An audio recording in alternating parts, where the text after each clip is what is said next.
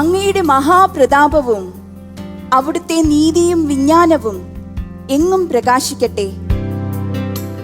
അവിടുത്തെ വചനത്തിൻ്റെ അഴകും മാധുര്യവും അങ്ങയുടെ പരമാധികാരവും ഞാൻ ലോകമെങ്ങും പോയി പ്രഘോഷിക്കും.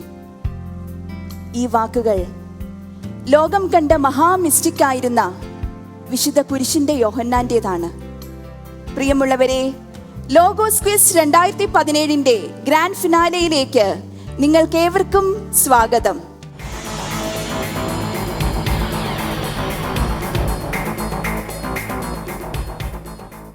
മൂന്നാമത്തെ ചോദ്യത്തിലേക്ക് കിടക്കാൻ മേരി പോൾ ടീച്ചർ, നമുക്ക് ആ പ്രതീകം ഒന്ന് കാണാം.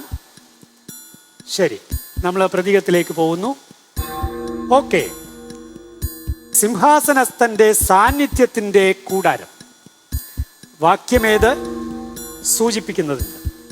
സിംഹാസനസ്ഥന്റെ സാന്നിധ്യത്തിന്റെ കൂടാരം.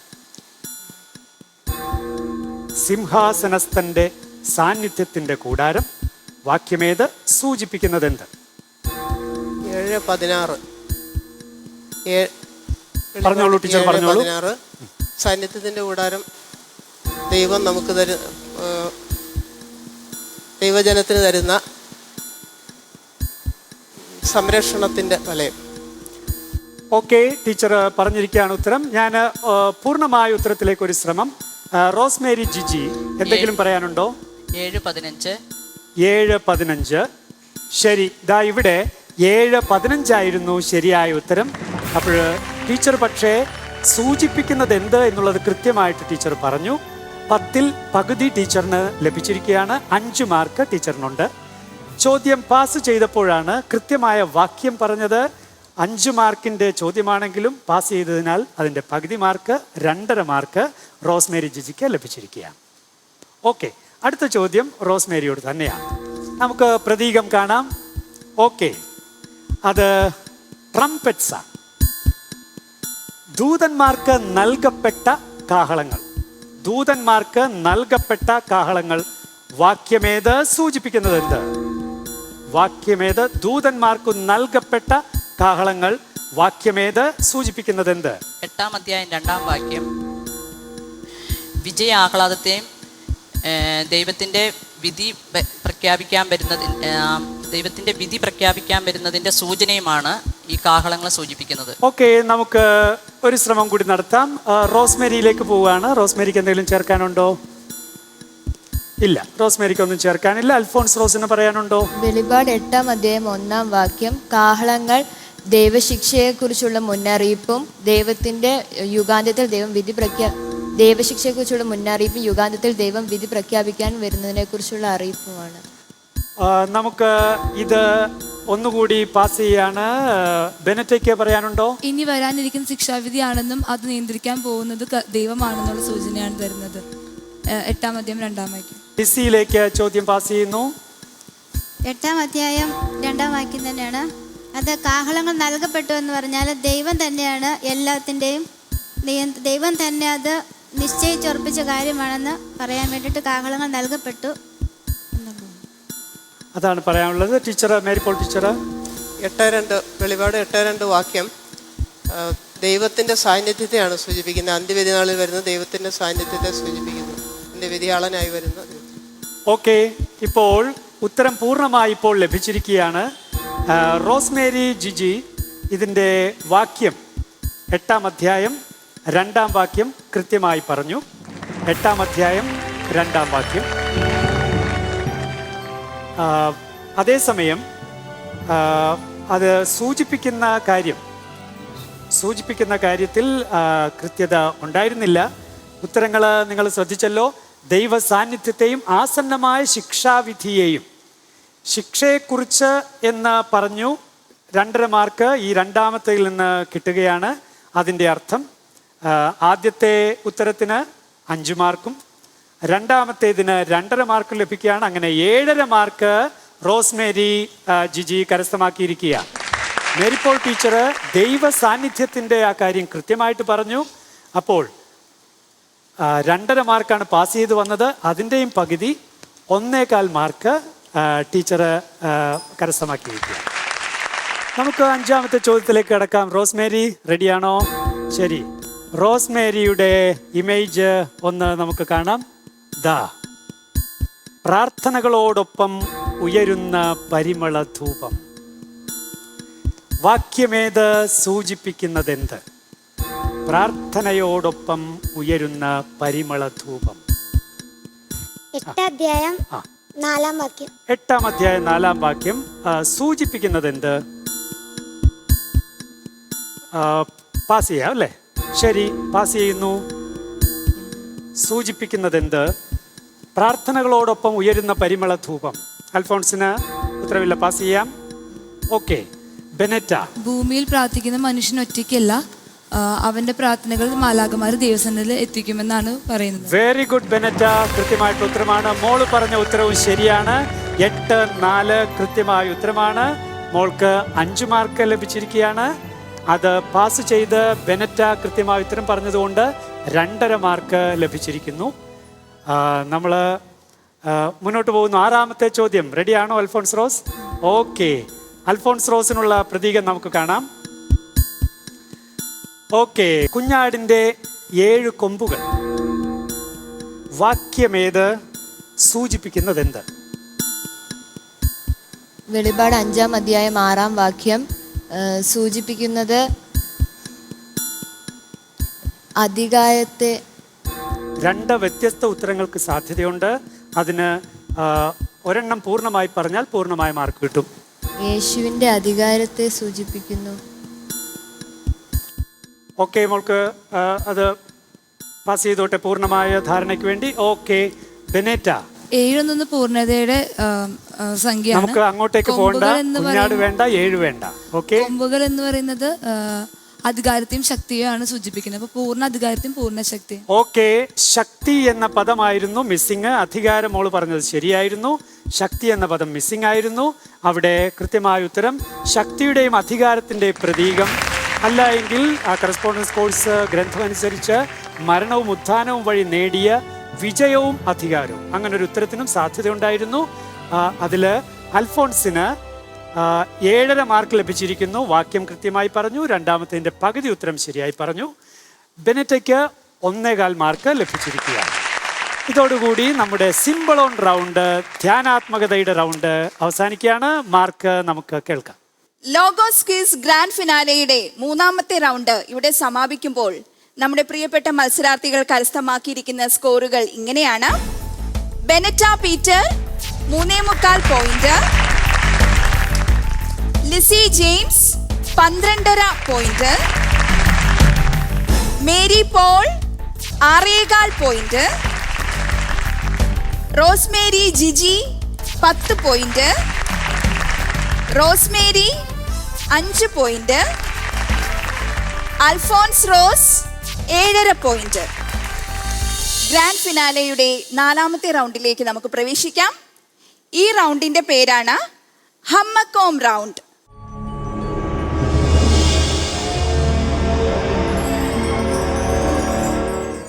ഇത് ഭൂമിശാസ്ത്ര സംബന്ധമായ ചോദ്യങ്ങളാണ് ക്വിസ് മാസ്റ്റർ നമ്മുടെ മത്സരാർത്ഥികൾക്ക് വേണ്ടി ഒരുക്കിയിട്ടുള്ളത്. ഇപ്പോൾ എൻ്റെ കയ്യിൽ 6 പ്രദേശങ്ങളുടെ പേരുകളടങ്ങിയ കാർഡുകൾ ഏൽപ്പിച്ചിട്ടുണ്ട്. ഈ കാർഡുകളുമായി ഞാൻ നിങ്ങളുടെ അടുക്കിലേക്ക് വരും. അപ്പോൾ നിങ്ങൾക്ക് തന്നെ നിങ്ങളുടെ പ്രദേശത്തെ സ്വന്തമാക്കാം. അതിൽ പിന്നെ നിങ്ങൾ ആ പ്രദേശത്തെ ആൾക്കാരായിരിക്കും. അപ്പോൾ പിന്നെ എന്താ ചെയ്യേണ്ടത്?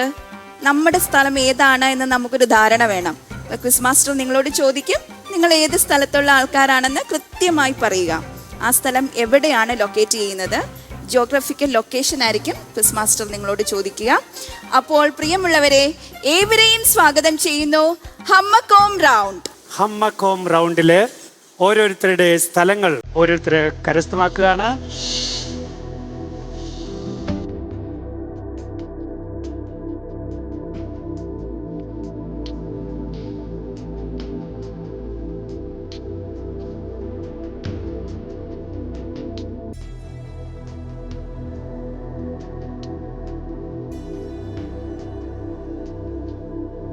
ഹമ്മക്കോം റൗണ്ട്. മക്കോം എന്ന് വെച്ചാൽ സ്ഥലം, ദ പ്ലേസ്, അത്രേ ഉള്ളൂ. നിങ്ങളുടെ സ്വന്തം സ്ഥലം. നിങ്ങൾ ഏത് നാട്ടുകാരാണെന്ന് ഒന്ന് തുറന്ന് ഒന്ന് ഫിക്സ് ചെയ്തോളൂ. നിങ്ങൾ ഏത് നാട്ടുകാരാണെന്ന് ഇത് കാണുന്ന എല്ലാവർക്കും മനസ്സിലാവണം. അതുകൊണ്ട് നിങ്ങൾ അത് കണ്ടതിന് ശേഷം ഒന്ന് ഉയർത്തി എല്ലാവരും കാണിച്ച് ഞാൻ ഈ നാട്ടുകാരനാണ്, നാട്ടുകാരത്തിയാണ് എന്ന് നിങ്ങൾ പറയണം. Okay, very good. അപ്പോൾ ആരൊക്കെയാണ് ഒന്ന് പറയാവോ? ബെനറ്റ പീറ്റർ ഏത് നാട്ടുകാരത്തിയാ? നസ്രത്തുകാരത്തിയാണ്. ഓ ശരി, നസ്രത്തുകാരത്തിയാണ് ബെനറ്റ പീറ്റർ. Very good. ലിസി ജെയിംസ് ഏത് നാട്ടുകാരത്തിയാ? ബേത്ലഹേം, യേശു ജനിച്ച നാട്ടുകാരത്തിയാ. കൊള്ളാം. മേരി പോൾ ടീച്ചറോ? Capernaum. Capernaum, super. Okay, Rosemary Jiji? Caesarea Philippi. Caesarea Philippi. Rosemary? Gadara. Gadara. ഇനി അൽഫോൺസ് റോസ്? ടൈർ. ടൈർ. അങ്ങനെ 6 വ്യത്യസ്ത വിശുദ്ധ നാട്ടിലെ 6 വ്യത്യസ്ത സ്ഥലങ്ങളിൽ നിന്ന് വരുന്നവരാണ് ഇവര്. ഇവർക്ക് ഇവരുടെ സ്ഥലത്തെ കുറിച്ച് നല്ല ബോധ്യം ഉണ്ടായിരിക്കേണ്ടതാണ്. ബൈബിളിലെ ഒരു ജനറൽ നോളജ് എന്നുള്ള രീതിയിൽ വേറെ പ്രത്യേകിച്ച് ഒരു ചോദ്യവും അച്ഛൻ ഇപ്രാവശ്യം ചോദിക്കുന്നില്ല. ഇത് ബൈബിളിനെ അറിയുന്നവർ ബൈബിളിൻ്റെ നാട് അറിയേണ്ടതാണ്, ബൈബിളിൻ്റെ ചരിത്രവും അറിയേണ്ടതാണ്. അപ്പോൾ ഇത് ബൈബിൾ നാടിനെ കുറിച്ചുള്ള ചോദ്യം. നിങ്ങൾ വിഷമിക്കരുത്. ഇവിടെ നിങ്ങളെ സഹായിക്കാൻ ഇപ്പോ കമ്പ്യൂട്ടറിൽ പലസ്തീനായുടെ മാപ്പ് വരികയാണ്. ഈ മാപ്പിൽ നിങ്ങൾ വരുന്ന സ്ഥലം നിങ്ങൾക്ക് തിരിച്ചെടുക്കാനാവുമോ? ഇത്രയും നമ്പറുണ്ട്. ഏതാണ്ട് 14 സ്ഥലങ്ങൾ ഇവിടെ അടയാളപ്പെടുത്തിയിട്ടുണ്ട്.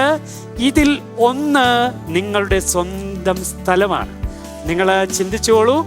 മാസ്റ്റർ ഒന്ന് ചോദിച്ചോട്ടെ, ഇപ്പോൾ ഇതിൽ ആരെങ്കിലും ഒരാൾ ഒരു സ്ഥലം ഉത്തരമായിട്ട് പറഞ്ഞാൽ വേറൊരാൾക്ക് അതേ പോയിന്റ് തന്നെ ഉത്തരമായിട്ട് പറയാൻ പറ്റുമോ? ഒരു പ്രശ്നവുമില്ല, ഒരു പ്രശ്നവുമില്ല. ഒരാൾ പറഞ്ഞ അതേ നമ്പർ, ഇവിടെ നമ്പറായിട്ടാണല്ലോ കൊടുത്തിരിക്കുന്നത്, അതേ നമ്പർ മറ്റൊരാൾക്ക് പറയാവുന്നതാണ്. ഒരു കുഴപ്പമില്ല. 6 പേർക്കും വേണമെങ്കിൽ ഒരു സ്ഥലത്തിരിക്കും, ഒരു കുഴപ്പമില്ല. പക്ഷേ അത് നിങ്ങളുടെ സ്വന്തം സ്ഥലമാകാൻ സൂക്ഷിക്കണം. ഓക്കെ, ശരി. ഒന്നുകൂടെ, നമ്മുടെ KCBC ബൈബിൾ കമ്മീഷൻ ഇതിന് സഹായകമായിട്ട് മത്സരാർത്ഥികൾക്ക് വേണ്ടി ഏതെങ്കിലും മെറ്റീരിയൽ പ്രത്യേകമായിട്ട് കൊടുക്കുകയോ അങ്ങനെ എന്തെങ്കിലും ഉണ്ടോ? ഇതിന് ഈ ഒരു റൗണ്ടിന് രസകരമായൊരു ചരിത്രവും കൂടിയുണ്ട് കേട്ടോ. 2 വർഷം മുൻപ് ഇതുപോലെ ഒരു ഗ്രാൻഡ് ഫിനാലെയിൽ ഇതേ റൗണ്ട് അന്ന് ഉണ്ടായിരുന്നു. ആദ്യമായി ലോഗോസിന്റെ ചരിത്രത്തിൽ ആദ്യമായി ഒരു റൗണ്ടായിരുന്നു അത്. ഭൂമിശാസ്ത്രം, ജിയോഗ്രഫി സംബന്ധിച്ച ഒരു ചോദ്യം. ആ ചോദ്യം ചോദിച്ചിട്ട് ക്വിസ് മാസ്റ്റർ സമ്പൂർണ്ണ നിരാശനായി മടങ്ങിപ്പോകേണ്ടി വന്നു. കാരണം ഒരാൾ പോലും അന്ന് ഉത്തരം പറഞ്ഞില്ല. ആ വിഷമം, അന്നത്തെ ക്വിസ് മാസ്റ്ററുടെ ആ വിഷമം കണ്ടിട്ട് അന്നത്തെ കേരള കാത്തലിക് ബൈബിൾ സൊസൈറ്റിയുടെ ഉത്തരവാദിത്തപ്പെട്ടവർ എല്ലാവരും കൂടി പറഞ്ഞു, നമ്മുടെ സഭാംഗങ്ങളെ ബൈബിളിലെ ഭൂമിശാസ്ത്രം പഠിപ്പിക്കാൻ സഹായിക്കുന്ന എന്തെങ്കിലും ഒരു മെറ്റീരിയൽ അച്ഛാ നമുക്ക് ഉടനെ ഇറക്കണം.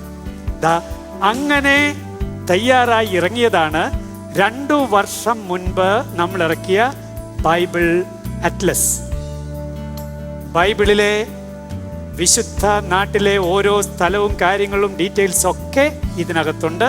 ബൈബിൾ അറ്റ്ലസ് ഉണ്ട്. ഏതായാലും ഈ ക്വിസ് മാസ്റ്ററുടെ വലിയ പ്രാർത്ഥനയും പ്രതീക്ഷയും കേരള സഭാംഗങ്ങൾ, പ്രത്യേകിച്ച് ലോഗോസ് ഹൈ ലെവലിലേക്ക് എത്തിയിരിക്കുന്ന നിങ്ങൾക്ക് ഭൂമിശാസ്ത്രത്തെക്കുറിച്ച്, ബൈബിളിൻ്റെ ഭൂമിശാസ്ത്രത്തെക്കുറിച്ച് ഏതാണ്ട് ധാരണയുണ്ട് എന്നുള്ള ബോധ്യത്തിലാണ് ഈ ചോദ്യം ഇട്ടിരിക്കുന്നത്. എനിക്ക് നല്ല ഉറപ്പുണ്ട് നിങ്ങൾ എന്നെ നിരാശനാക്കില്ല എന്ന്. Very good. നമുക്ക് ചോദ്യം, നിങ്ങൾ ഉത്തരം പറയേണ്ട സമയമായിട്ടുണ്ട്. ചോദ്യം എവിടെ നിന്നാണ് നമുക്ക് ചോദിക്കേണ്ടത്? അൽഫോൺസിനോടാണ് ചോദ്യം ചോദിക്കേണ്ടത്. അൽഫോൺസ് റെഡിയാണോ? അൽഫോൺസിന്റെ നാട് ഏതാന്നാ പറഞ്ഞേ? തളിപ്പറമ്പ്. പക്ഷേ ഈ നാട് വിശുദ്ധ നാട് Tyre. Tyre. Tyre. Very good. Tyre എത്രയോ പ്രസിദ്ധമായ നാടാണ് ടൈർ. അൽഫോൺസ് റോസിന്റെ സ്ഥലം ഇതിൽ ഏത് നമ്പര് കാണിച്ചിരിക്കുന്നിടത്താണ്?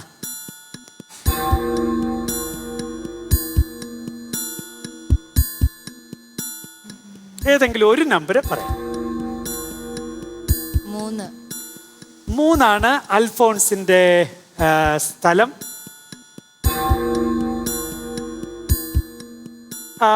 റോസ്മേരിയുടെ സ്ഥലം ഏതാ?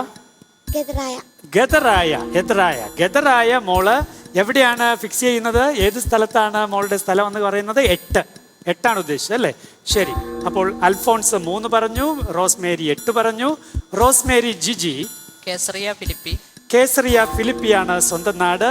അങ്ങനെയെങ്കിൽ കേസറിയ ഫിലിപ്പി ഇതിൽ എവിടെയാണ്? 10. കേസറിയ ഫിലിപ്പി 10 ആണെന്ന് പറയുന്നു. ശരി, നമുക്ക് മേരിപോളിലേക്ക് കടന്നു വരാം. മേരിപോളിന്റെ സ്ഥലം കഫർനാം എന്നുള്ള ആ ഉത്തരം അത് ഏത് സ്ഥലമായിട്ട് ബന്ധപ്പെട്ട? 10 അല്ലേ? 10 എന്നാണ് തീരുമാനിച്ചത്. മനസ്സിലായി. ഓക്കെ. ലിസിയുടെ സ്ഥലം ഏതാ? ബേത്ലഹേം. യേശു ജനിച്ച സ്ഥലമാണ്. ഈ ബേത്ലഹേം നമുക്ക് ഇവിടെ എവിടെ നിന്നാണ്, ഏത് നമ്പറിലാണ് ഫിക്സ് ചെയ്യുന്നത്? 2. ബേത്ലഹേം 2ലാണ് ഫിക്സ് ചെയ്തിട്ടുള്ളത്. ശരി, നമുക്ക് ബെനറ്റയുടേത് ചോദിക്കാം. നസ്രത്താണ്. ബെനറ്റ നസ്രത്ത് ഏത് പരിസരത്താണ് ഫിക്സ് ചെയ്തിരിക്കുന്നത്? 2. ബെനറ്റ നസ്രത്ത് 2ൽ ഫിക്സ് ചെയ്തിരിക്കുന്നു. നോക്കാം നമുക്ക്. അൽഫോൺസയുടെ സ്ഥലം ഏതാന്ന് പറഞ്ഞേ? ടൈർ ഇവിടെ കാണിച്ചിരിക്കുന്നത് നമ്പർ 7 ആണ്. അതുകൊണ്ട് അൽഫോൺസ പറഞ്ഞ 3 തെറ്റാണ്. അൽഫോൺസയ്ക്ക് മാർക്ക് ലഭിക്കുന്നില്ല. റോസ്മേരി ഏതാ സ്ഥലം? ഗദറായ. റോസ്മേരി ഗദറായ നമ്പർ 6 ആണ്. റോസ്മേരിയുടെ ഗദറായ അല്ലേ? ഗദറായയുടെ ഭാഗമൊക്കെ അറിയാമല്ലോ. രാജുബാദരുടെ വിശേഷമൊക്കെ റോസ്മേരിയുടെ മനസ്സിലുണ്ട്. ശരി, റോസ്മേരി ജിജിയുടെ കേസറിയ ഫിലിപ്പിയാണ്. കേസറിയ ഫിലിപ്പി പറഞ്ഞ നമ്പർ തെറ്റായിരുന്നു, 10 ആയിരുന്നു. പക്ഷേ 11ലാണ്. നോക്കുക, 11ആണ് നമ്പർ. കേസറിയ ഫിലിപ്പി മുകളിലാണ്. അതുകൊണ്ട് തെറ്റായ ഉത്തരമാണ് വന്നിട്ടുള്ളത്. മേരിപോൾ ടീച്ചർ കഫർനാമായിരുന്നു. കഫർനാം ഗലീലിയുടെ പരിസരത്താണെന്ന് ഏതാണ്ട് നമുക്ക് ഊഹമല്ലേ? അപ്പോഴേ ഗലീലിയുടെ പരിസരത്ത് അത് ഫിക്സ് ചെയ്യേണ്ടതായിരുന്നു അല്ലേ? അവിടെ കഫർനാം നമ്പർ 1 ആണ്. കഫർനാം നമ്പർ 1 ആണ്. പക്ഷേ ടീച്ചർ പറഞ്ഞത് തെറ്റിപ്പോയി. ലിസി ജെയിംസന്റെ സ്ഥലം ഏതായിരുന്നു? ബേത്ലഹേം ആയിരുന്നു. യേശു ജനിച്ച സ്ഥലം തന്നെയാണ് ബേത്ലഹേം. ഇതിൽ ലിസി പറഞ്ഞ നമ്പർ തെറ്റായിരുന്നു. ഇതിൽ 3 ആണ് ബേത്ലഹേം. 3 ആണ് ബേത്ലഹേം. ഇനി നമുക്ക് ബെനറ്റയുടെ സ്ഥലം ഏതായിരുന്നു? നസ്രത്ത്. ബെനറ്റ പറഞ്ഞ ഉത്തരം ശരിയാണ്. നസ്രത്ത് കൃത്യമായി പറഞ്ഞിരിക്കുന്നു ബെനറ്റ. ഞാൻ ദൈവത്തിന് നന്ദി പറയുകയാണ്. 3 വർഷങ്ങൾക്കു ശേഷം ഒരാൾ ഗ്രാൻഡ് ഫിനാലയിൽ ശരിയുത്തരം ഭൂമിശാസ്ത്രപരമായി പറഞ്ഞിരിക്കുന്നു. ബൈബിൾ അറ്റ്ലസ് വിജയിച്ചിരിക്കുന്നു ഭാഗികമായി. പ്രിയമുള്ളവരെ, അത്യന്തം വിജ്ഞാനപ്രദമായ ഹമ്മക്കോം റൗണ്ട് ഇവിടെ പൂർത്തിയാകുമ്പോൾ ഈ റൗണ്ടിൽ സ്കോർ ചെയ്തിരിക്കുന്നത് ബെനിറ്റ മാത്രമാണ്.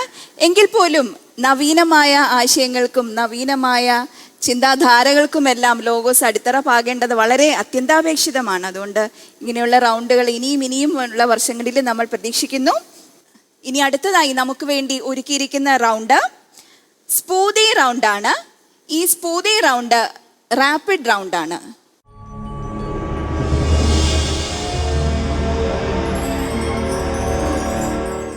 റാപ്പിഡ് റൗണ്ടിൽ നിങ്ങൾക്ക് ഒരുപാട് മാർക്ക് സ്കോർ ചെയ്യാനുള്ള അവസരമുണ്ട്. ഇതുവരെ എല്ലാ ചോദ്യങ്ങൾക്കും 10 വെച്ച് ലഭിക്കുകയായിരുന്നുവെങ്കിൽ ഈ ഒരു റൗണ്ടിൽ കഴിയുമ്പോൾ നിങ്ങൾക്ക് 30 മാർക്ക് വരെ ലഭിക്കാം. കാരണം നിങ്ങളോട് ചോദിക്കുന്ന ചോദ്യങ്ങളുടെ ഒരു സെറ്റിൽ 14 ചോദ്യങ്ങളാണ് ഉണ്ടാവുക. ഒരു ചോദ്യത്തിന് 2 മാർക്ക് വെച്ച് 28 മാർക്ക് ലഭിക്കും.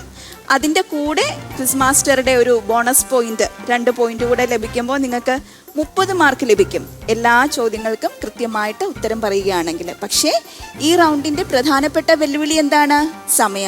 സമയത്തിനുള്ളിൽ, കൃത്യമായ നിശ്ചിതമായ സമയത്തിനുള്ളിൽ നമ്മൾക്ക് കൃത്യമായിട്ട് ഉത്തരം പറയുവാനായിട്ട് സാധിക്കണം.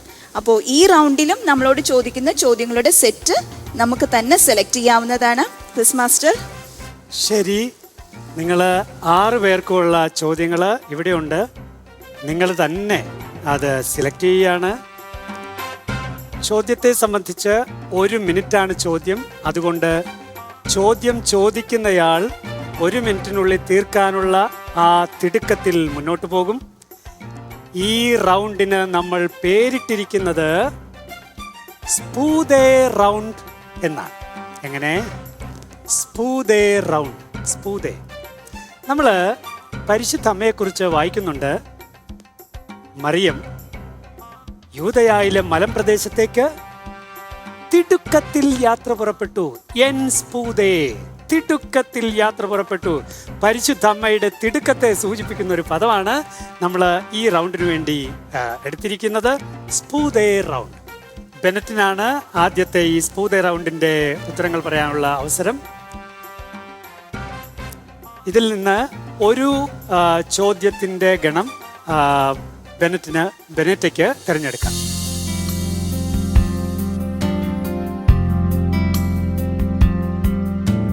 ബെനറ്റ, ഇസ്രായേൽ ജനത്തിന് കുടിക്കാൻ വെള്ളമില്ലായിരുന്ന സ്ഥലം. റഫീദീം. ബാലാമിനെതിരേറ്റ സ്ഥലം. അർണോൻ നദീതീരത്തെ ഇർമോബാബ്. മിദിയാൻകാർക്കെതിരെ യോദ്ധാക്കളെ നയിക്കാൻ മോശ നിയോഗിച്ച നേതാവ് ആര്? പാസ്. സ്വന്തം നടപടികളെ കുറിച്ച് ഗാഠമായി ചിന്തിക്കുന്നത് ആര്? സത്യസന്ധൻ. ഭാവിയെ നോക്കി പുഞ്ചിരിക്കുന്നു ആര്? ഉത്തമയായ ഭാര്യ. സുവിശേഷം പ്രകാശത്തോട് ഉപമിച്ചിരിക്കുന്നത് എന്തിനെ? പാസ്. യേശുവിന്റെ വംശാവലിയിൽ ഏറ്റവും ആദ്യം പരാമർശിക്കപ്പെടുന്ന സ്ത്രീ? താമാർ. ഹെറോദേസ് ജെറുസലമിൽ ഭരണം കൈയടക്കിയ വർഷം? BC 37. കന്യക ഗർഭം ധരിച്ച ഒരു പുത്രനെ പ്രസവിക്കുമെന്ന് പ്രവചിച്ചത് ആര്? ഏഷ്യ. അവർ ഒരു നവ്യഗാനം ആലപിച്ചു ആര്? 24 ശ്രേഷ്ഠന്മാർ 4 ജീവികൾ. വിശുദ്ധ മത്തായിയിൽ കർത്താവിന്റെ ദൂതൻ ആദ്യം പ്രത്യക്ഷപ്പെടുന്നത് ആർക്ക്? ജോസഫ്. ശാന്തശീലർ ഭാഗ്യവാന്മാർ എന്തെന്നാൽ അവർ ഭൂമി കൈവശമാക്കും. നിങ്ങൾ ഹൃദയത്തിൽ തിന്മ വിചാരിക്കുന്നത് എന്ത് ചോദിച്ചത് ആരോട്? നിയമജ്ഞരോട്. ജോസഫിനെ കൂടാതെ സ്വപ്നത്തിൽ മുന്നറിയിപ്പ് ലഭിച്ചത് ആർക്ക്? പാസ്. ഓക്കെ. ബെനറ്റ 14 ചോദ്യങ്ങൾ ചോദിച്ചു കഴിഞ്ഞിരിക്കുകയാണ്. 14 ചോദ്യങ്ങളിൽ 11 ചോദ്യങ്ങൾ ശരി ഉത്തരം ബെനറ്റ പറഞ്ഞു. ബെനറ്റയ്ക്ക് അപ്പോൾ 22 മാർക്ക് ലഭിച്ചിരിക്കുകയാണ്. ബെനറ്റ തെറ്റിപ്പറഞ്ഞ ഉത്തരങ്ങൾ അല്ലെങ്കിൽ പാസ് ചെയ്ത ഉത്തരങ്ങൾ ശ്രോതാക്കൾക്ക് കേൾക്കാൻ വേണ്ടി പറയുകയാണ്. മിദിയാൻകാർക്കെതിരെ യോദ്ധാക്കളെ നയിക്കാൻ മോശ നിയോഗിച്ച നേതാവ് ആര്? ഫിനെഹാസ്. അത് ഇപ്പോൾ ബെനറ്റയ്ക്ക് കിട്ടി. വളരെ ഫാസ്റ്റായിട്ട് പോയപ്പോൾ അത് കിട്ടിയില്ല, സ്വാഭാവികമാണ്. ശരി, 6ാമത്തെ ചോദ്യത്തിനും ബെനറ്റ് ഉത്തരം പറഞ്ഞില്ല. സുവിശേഷം പ്രകാശത്തോട് ഉപമിച്ചിരിക്കുന്നത് എന്തിനെ? ഇപ്പൊ കിട്ടുന്നുണ്ടോ? ഇല്ല. സത്പ്രവൃത്തികളെ. ഇനി മറ്റൊന്ന്, ജോസഫിനെ കൂടാതെ സ്വപ്നത്തിൽ മുന്നറിയിപ്പ് ലഭിച്ചത് ആർക്ക്? ജ്ഞാനികൾക്ക്. ഓക്കെ. അപ്പോൾ ഈ 3 ഉത്തരങ്ങൾക്കാണ്.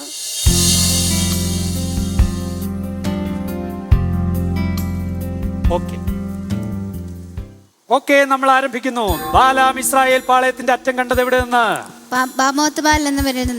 ഇസ്രായേൽ ജനം റാംസേസിൽ നിന്ന് യാത്ര പുറപ്പെട്ടത് എന്ന്?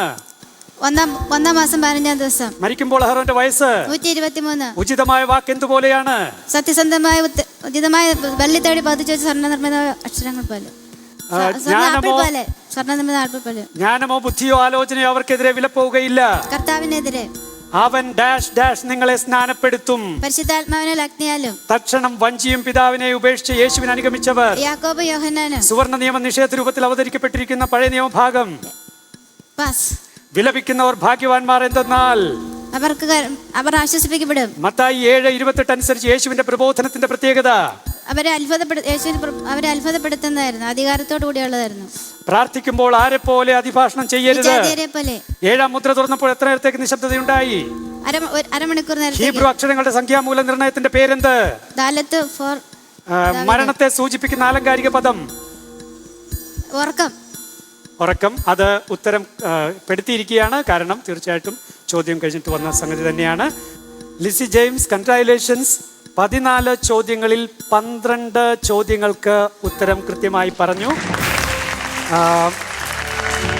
അതിൽ അങ്ങനെ 12 ചോദ്യങ്ങൾക്ക് ഉത്തരം പറഞ്ഞതുകൊണ്ട് 24 മാർക്ക് ഈ റൗണ്ടിൽ സ്വന്തമാക്കിയിരിക്കുകയാണ്. അതിൽ 8ാമത്തെ ചോദ്യത്തിന് ഉത്തരം നൽകിയില്ല. സുവർണ നിയമം നിഷേധ രൂപത്തിൽ അവതരിപ്പിക്കപ്പെട്ടിരിക്കുന്ന പഴയ നിയമഭാഗം അത് തോബിത്തിന്റെ പുസ്തകത്തില് 4:15 തോബിത്ത്. ഓക്കെ, ഇനി 13ാമത്തെ ചോദ്യത്തിന് ഉത്തരം പറഞ്ഞില്ല. ഹീബ്രു അക്ഷരങ്ങളുടെ സംഖ്യാമൂല്യ നിർണയത്തിന്റെ പേരെന്ത്? ഗെമാത്രിയ. ഗെമാത്രിയ. ഓക്കെ, അത് കറസ്പോണ്ടൻസ് കോഴ്സ് പുസ്തകത്തിൽ ഉണ്ടായിരുന്നതാണ്. Very good. അപ്പൊ നമ്മൾ 24 മാർക്കോടുകൂടി ലിസി ജെയിംസ് ഇത് കവർ ചെയ്തിരിക്കുകയാണ്. ജോഷയുടെ മേൽ കൈവച്ച പുരോഹിതനാര്? 28-ാം അധ്യായം 14-ാം വാക്യം. 28-ാം അധ്യായം 22-ാം വാക്യം. മോശയുടെ കൽപ്പനകളെ സൂചിപ്പിക്കാനായി വസ്ത്രങ്ങളുടെ വിളുമ്പുകളിൽ തൊങ്ങൽ പിടിപ്പിച്ചിരുന്നു. ഇതിന് ആധാരമായ 2 പഴയ നിയമ ഗ്രന്ഥഭാഗങ്ങളുടെ അധ്യായ വാക്യങ്ങളേവ?